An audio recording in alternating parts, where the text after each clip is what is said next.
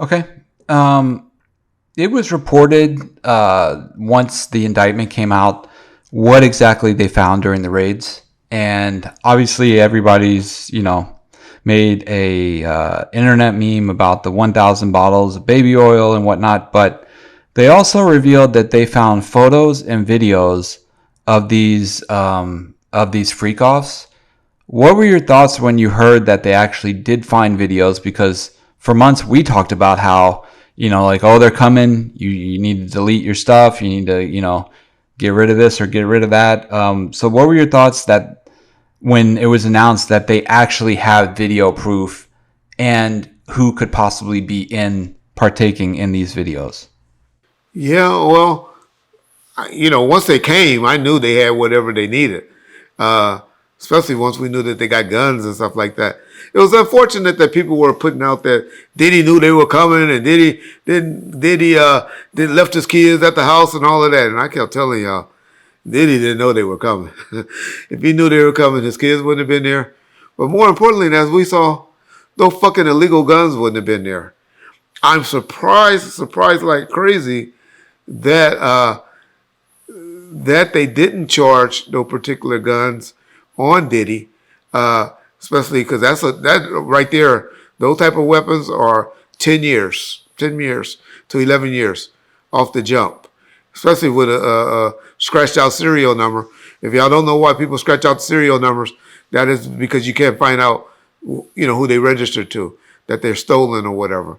That's why they deface. That's why people deface serial numbers, because they can't run a trace on the guns, and so there's a point of inference, and that's a major crime in most states and federally.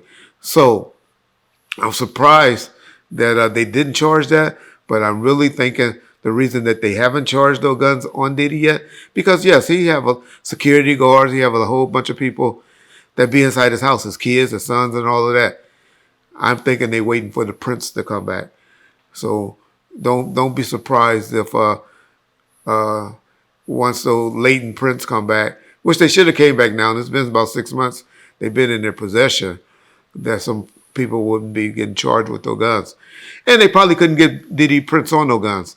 He might have wiped them down, or somebody else, it could have been touched over by everybody. Probably wanted to pick up those guns and play with the guns whenever they're alone at the house. But that would have been a major, major charge. And that moves you from not being able to go to RDAP and all type of stuff, which he's going to be in there for some sex crimes. So he's not going to be able to get RDAP programs and all of that anyway. So the part of the taping and all of that is, yeah, we knew when they pulled out all those VHSs and those all that high tech, what you call those, cameras and stuff like that. We knew he had been taping it and was storing stuff. And yeah, I've been seeing all the executives, right, that has been resigning and stepping down. Well, the reason why the executives been resigning and stepping down, y'all, is because they've been getting contacted. And what people don't want to do is when you get jobs like that running corporations and CEOs and stuff like that, you have in there stock options and buyouts and moral clauses and stuff like that. And they're going ahead and stepping down now because they don't want to lose all of the rights because of the moral clauses that they have in their contracts. If y'all wondering why they're stepping down, is because, number one, they done came to the job, they done came up there and talked to them, or threatening to, if they cooperating or not cooperating. And so they are scared that they're going to embarrass their company and they're going to lose and get fired and lose all of this money because of the moral clauses in their contracts. That's the main reason why a lot of the executives are stepping down. Now, most of them are becoming witnesses. Trust me, they're going to be becoming witnesses, but some of them not going to be able to become witness. Just like the young lady in her lawsuit said with Jake the Jeweler. She went and had sex with Jake the Jeweler. It's not a crime for her to go and have sex with Jake the Jeweler. But the crime is because she flew across state lines and was paid by Diddy. She didn't say Jake the Jeweler gave her an extra $1,000. you know, minus the fee that she got just for coming. She said Diddy gave her the extra $1,000 for sleeping with Jake the jeweler. That's when stuff becomes a sex crime, y'all. And so that's why a lot of the executives or these people, they going to have on film having sex with these people, but it's going to turn out that Puffy was the one that took care of them because he was looking out for them. It's kind of an unfortunate situation when we're talking about stuff like that, to be honest. If I'm keeping it real, y'all. Because he thought he was just looking out and giving these people that was in that particular business, giving them some money and taking care of his executives that were probably doing major deals and big deals for him. The problem that Reggie, and I'll be honest, the only problem that I will have with Diddy for what he did is if there's any unaged people and anybody that was drugged doing any of these free call sessions. That's it. I know, and I'll be the first to say, the problem that I have is the people that were given drugs.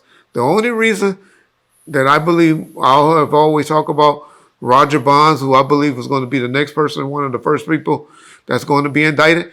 I do not believe Gene Deal is going to be indicted or do anything like that. But I believe he's going to be questioned about the drink that he always talk about that Diddy has been making. Not because we know the indictment didn't start until 2008, and we know Gene hadn't been around him since then.